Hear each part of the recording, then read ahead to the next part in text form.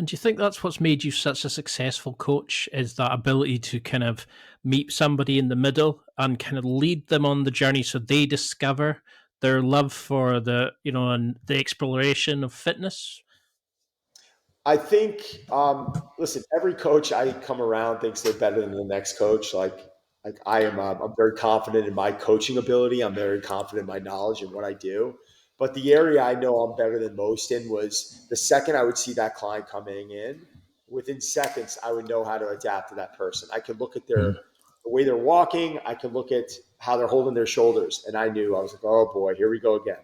This person's not having a good day. And I would know how to go into that session and with someone that's pretty well known, and I knew how to get them back to that level playing field, that good place mentally within 5 to 10 minutes. I could get them back to where they were able to put aside whatever they were going through that day. And yeah, I think that's what I was exceptional at, having that ability to do that. And then, yeah, Hmm. showing a level of success. Day one, we're not going to change someone's body composition, but if they couldn't touch their kneecaps, and within the next 15 minutes, I get them touching their toes and their body's feeling better, and we're allowing them to feel this level of success, then yeah, I think you're going to have someone for a long period of time.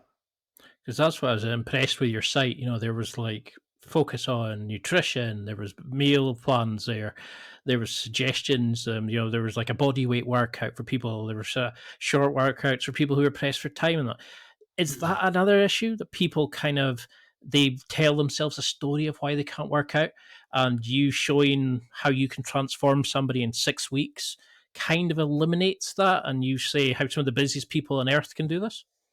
Yeah, yeah, 100%. And I think that if you're someone that comes into me and you're like, oh my God, for some reason, every time I get to the 20-minute mark during my workouts, I just lose interest and I hate it, then I'm going to create a 17-minute workout for them.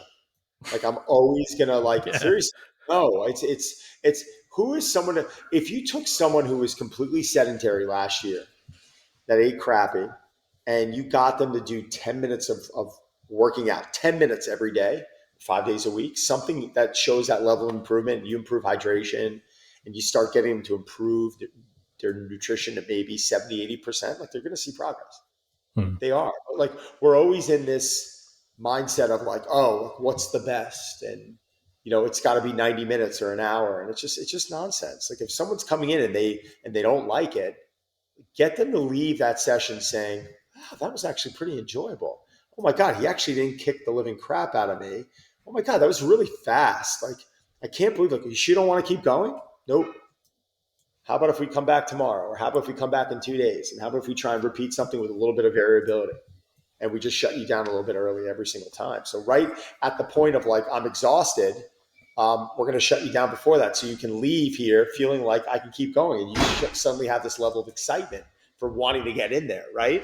Yeah. So, the majority of the population, man, they don't think the way we think. They're not waking up like, oh, my meals are prepped, and oh, like I can't wait to get to the gym. Like most people, they just want it.